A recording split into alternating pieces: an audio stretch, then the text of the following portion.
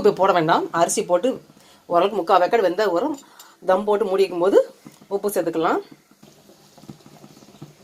அரிசி சேர்த்துடலாம். கொதிச்சிருச்சு.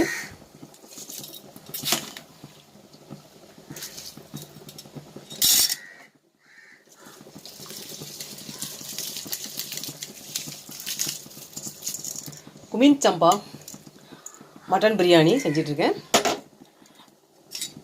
சீரக சம்பா பிரியாணி, மட்டன் பிரியாணி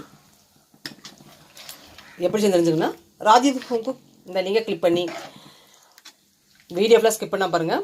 சீரக சம்பா அரிசியில் மட்டன் பிரியாணி எப்படி செஞ்சு தெரிஞ்சுக்கலாம்.